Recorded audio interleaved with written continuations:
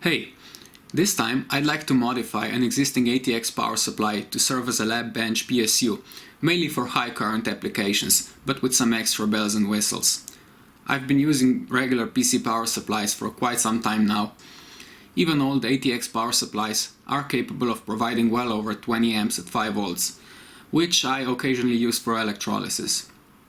Sometimes, however, I'd want to power all the electronics that were maybe meant to run on AA batteries and don't require much power. I'll add a small buck converter since there's still some space in the existing enclosure and mount it so that the trim pot is accessible. Then I'll connect it to a DC barrel socket and mount banana sockets, which will be hooked up to the 5 and 12 volt DC outputs on the main PCB. The PSU will only turn on when the green wire is connected to the ground, so I'll do that internally. External wires have already been removed and await future use. Of course, you could just buy an adjustable supply, but these are actually capable of some pretty impressive currents and can even be found in the garbage, so let's go!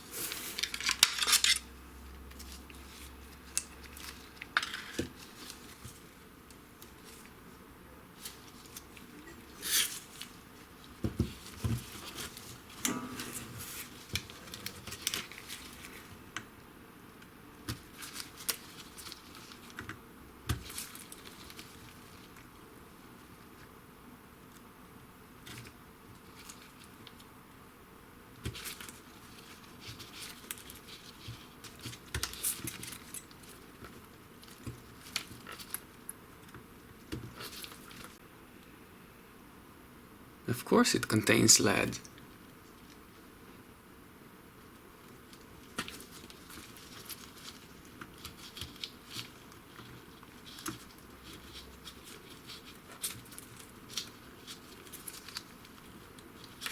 Moments later.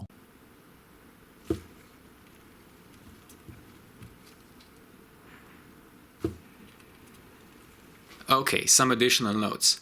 I've learned to avoid desoldering pumps, as they often result in broken PCB traces. If possible, use the desoldering braid or some other non-invasive method. If the spool has been lying around for some time, you might need a new one due to oxidation.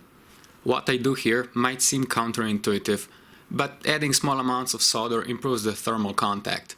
As a result, heat is easily dissipated, and both the braid as well as the underlying solder dab can heat up efficiently. Once the capillary reaction kicks in, wait a bit and move the braid when it gets saturated. If the puddle gets too gummy, that means the flux has been burned up.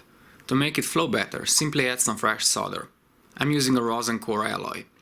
Regular rosin can also be dissolved in alcohol to serve as a kind of cheap and effective flux. It's also non-toxic, just don't spill it as it's insanely sticky. Smells nice though. Any residue can be simply wiped off with isopropanol or a similar mild organic solvent. Normally for this application I'd say avoid acetone, as it can cause permanent cosmetic damage to the PCB, plastics and painted enclosures.